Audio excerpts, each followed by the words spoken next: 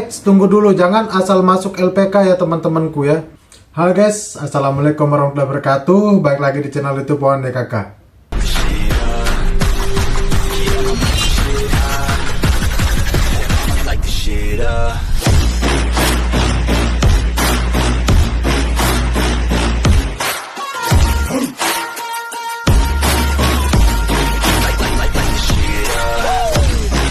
Oke, di video kali ini aku mau ngejelasin cara kerja di Jepang ya teman-teman ya. Karena banyak dari teman-teman yang komen juga, apakah harus kursus dulu atau cari loker sendiri. Bang kasih tahu tips kerja di Jepang, Bang kasih tahu biar dapat kerja di Jepang. Ya, karena aku udah lama nggak upload video di sini ya, dan sekarang aku udah di Jepang guys, alhamdulillah, dan kerja di Jepang.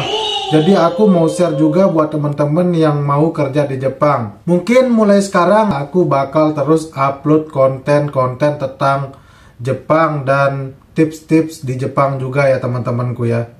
Oke, buat teman-teman yang baru gabung juga jangan lupa like, komen, dan subscribe di video ini ya. Terima kasih. Banyak teman-teman yang komen di TikTok, di Facebook, sama di shortku ya. Aku sering upload short juga walaupun jarang atau nggak pernah upload video untuk saat ini ya. Jadi sekarang aku bakal mulai upload video juga di YouTube. Teman-teman banyak yang komen bilang, oh ini Wawan DKK yang FF dulu ya, Wawan DKK yang sering upload konten turnamen dulu ya, sekarang tiba-tiba udah di Jepang. Gimana caranya bang? Dan sekarang aku mau share ke teman-teman caranya biar bisa kerja di Jepang. Aku bakal jelasin di video ini yang simple ya, dari cara yang gampang sampai cara yang sulit, dan cara yang mahal sampai cara yang murah ya teman-teman ya. Jangan lupa ditonton sampai selesai ya, biar penjelasannya nggak boring ya teman-teman. Juga ambil kopi atau ambil pulpen, sama jangan lupa save video ini ya teman-teman ya. Siapa tahu berguna di kemudian hari untuk teman-teman yang mau ke Jepang.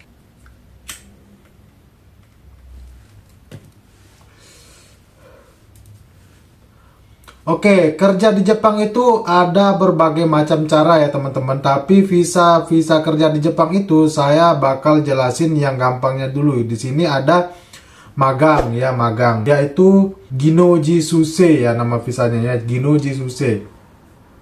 Yang kedua ada Tokute Gino atau langsung kerja. Yang ketiga ada engineering atau Gejinkoku namanya ya. Itu ada 3 cara kerja di Jepang, dari yang paling gampang sampai yang paling susah. Oke, yang pertama magang ini ya. Magang ini paling gampang teman-teman. Caranya yang pertama itu cari LPK ya, masuk ke LPK SU Jepang ya. Jadi banyak lembaga-lembaga yang ngeberangkatin orang ke luar negeri seperti Taiwan, Hong Kong, Korea itu ya, ada berbagai macam. Tapi kalau teman-teman memang fokus mau ke Jepang, cari LPK yang ngeberangkatin ke Jepang saja ya. Jadi LPK Jepang gitu. Dan di LPK itu ada 2 jenis ya teman-teman ya. Di LPK itu ada 2 jenis. Ada jenis SU sama ada LPK-nya saja. Jadi teman-teman itu jangan salah pilih ya nanti kalau mau masuk LPK. Pilih yang SU, yang Sending Organizer. Misalkan nama LPK-nya nih, contoh LPK Wawan DKK SU gitu ya. Jadi teman-teman harus masuk ke ada LPK yang tulisannya SU, yang Sending Organizer, langsung ngeberangkatin orang ke Jepang ya. Jadi ada LPK yang tidak SU, itu cuman belajarnya saja, dan nanti nyari pekerjaannya itu di LPK lain seperti nitip wawancara begitu. Biar teman-teman nanti tidak ribet, cari LPK yang SU saja ya. Jadi begitu ya. Setelah kalian sudah masuk LPK SU atau LPK, lembaga pelatihan kerja ke Jepang, nanti di sana ada 2 sistem, mau magang atau mau langsung kerja atau menjadi PMI. Nah, di sini yang magang ini memang cepat berangkat, pekerjaannya lumayan banyak, job-jobnya lumayan banyak kalau memang magang ini ya, dan cepat dapat pekerjaan dan gampang ya, dan gampang. Ini semisalkan kalau magang ini baru masuk LPK aja sudah bisa ikut wawancara dengan bos yang ada di Jepang. Bang, kita nggak bisa bahasa Jepang, gimana wawancaranya? Tenang, di setiap LPK itu teman-teman ya ada translatornya, senseinya atau gurunya pasti akan mentranslate kata-kata kalian dari bahasa Indonesia ke bahasa Jepang nanti kepada bosnya ya. Dan yang kedua, kalau Tokute Gino atau langsung kerja ini memang ini lebih sulit sedikit ya, karena ada berbagai macam ujiannya. Misalkan kalau magang Nah, kalian magang ini ya. Magang ini langsung bisa mensetsu atau wawancara seperti yang saya bilang tadi. Kalau Tokutegino ini atau PMI ini harus ada sertifikat keahlian khususnya dulu baru bisa ikut wawancara dan mencari pekerjaan atau jobnya ya. Syarat untuk magang dan kerja di Jepang itu cukup ijazah SMA atau SMK sederajat saja teman-teman ya. Dan untuk biayanya biasanya itu kisaran biasanya itu 45 lah sampai 60 juta dan itu tergantung ya, masih tergantung lagi. Karena ada LPK yang ada asramanya. Biasanya kan ada LPK semisalkan di Jawa nih, ada teman-teman dari Bali masuk LPK yang di Jawa.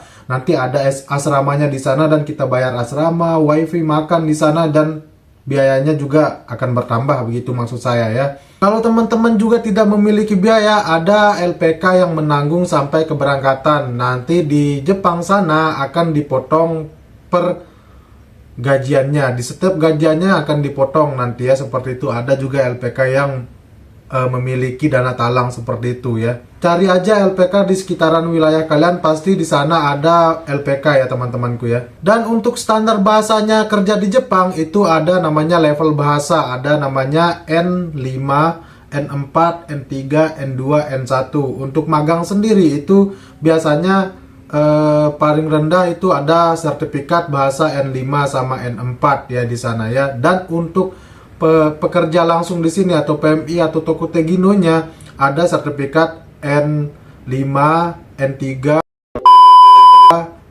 N5, N4, N3 itu juga bisa, ada juga namanya JFT dan SSW di sana ya. Jadi itu semuanya harus kalian lewati ujiannya, lulus baru kita bisa dapat pekerjaan di Jepang. Tapi kalau magang ini sendiri cukup bahasa setara N5 saja atau N4 saja itu bisa langsung kerja ya di Jepang. Banyak juga yang bilang ini gaji pemagang sama gaji pekerja ini beda ya Bang. Ya lumayan ya.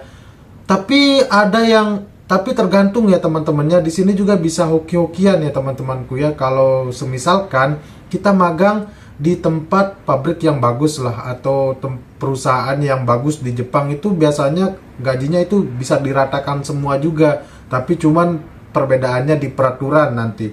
Kalau Kotegino ini pekerja ini bisa pulang setahun sekali ya dari Jepang, itu bisa cuti untuk pulang ke Indonesia. Tapi kalau pemagang itu hanya bisa 3 tahun sekali untuk pulangnya ke Indonesia. Misalkan menurut teman-teman biayanya terlalu mahal ya, untuk pemagang itu memang harus masuk lewat jalur LPK teman-teman ya.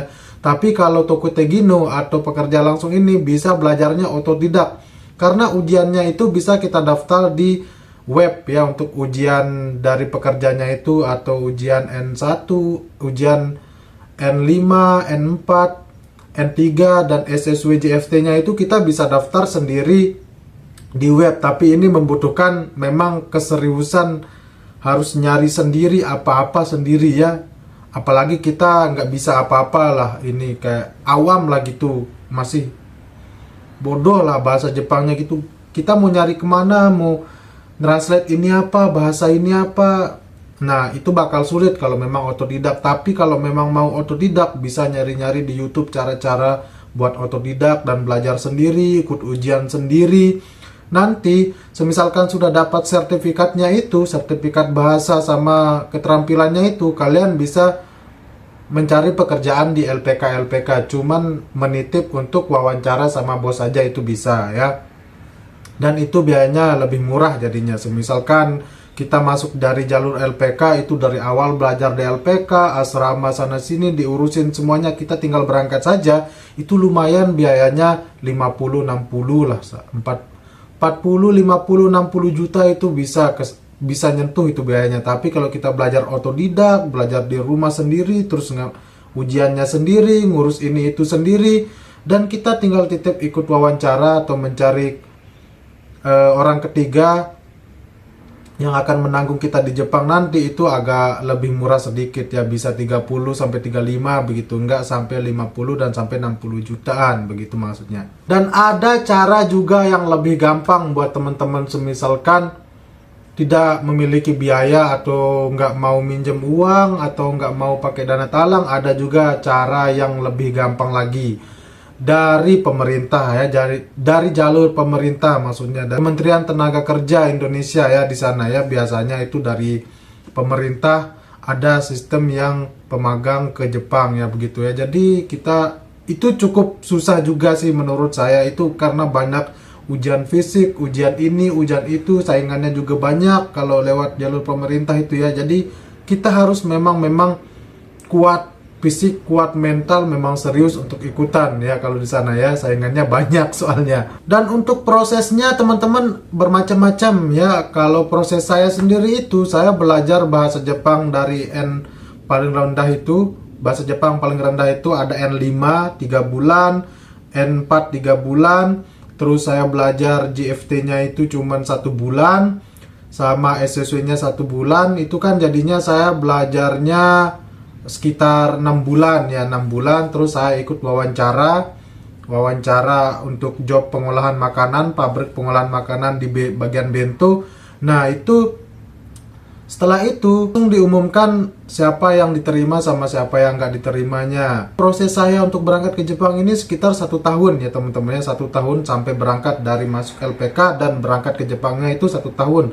Ada yang lebih lama lagi karena menunggu izin masuk Jepangnya ya, yang biasa disebut COE ya, dari imigrasi Jepang. Karena biasanya COE yang paling cepat turun dari Jepang, semisalkan kita sudah diterima kerja dan kita sudah melakukan pembuatan visa, medical check up, dan paspor, kita semuanya sudah lengkap dan semua berkas-berkas itu akan dikirim ke imigrasi Jepang. Nanti di imigrasi Jepang itu akan diproses dan izin tinggal kita atau sertifikat izin tinggal kita bakal dikirim ke Indonesia, dan itu membutuhkan waktu paling cepat 3 bulan sampai 6 bulan kerja. Jadi untuk kesimpulan yang ribet tadi ya, karena saya agak susah untuk menjelaskan, saya orangnya ribet kalau menjelaskan itu, jadi mohon maaf. Semoga bisa diterima sama teman-temanku atau yang belum paham. Untuk simpelnya saja ya, kalau mau berangkat ke Jepang, masuk LPK, belajar bahasa Jepang, nyari job di LPK, ikuti arahan LPK, ujian, lulus ujian, wawancara, diterima sama bos, tanda tangan kontrak, langsung berangkat ke Jepang. Itu aja simpelnya ya. Nyari LPK dulu. Tunggu dulu, jangan asal masuk LPK ya teman-temanku ya. Hanya di LPK itu ya, kalau LPK yang bagus itu bayarnya itu setelah kontrak turun, tanda tangan kontrak, dan keberangkatan sudah ditentukan, langsung berangkat ke Jepang. Nah sebelum berangkat ke Jepang itu baru kita bayar ya. Jadi jangan semisalkan teman-teman mau masuk LPK, jangan langsung bayar. Semisalkan disuruh bayar 40 juta, 50 juta, jangan langsung bayar teman-temannya.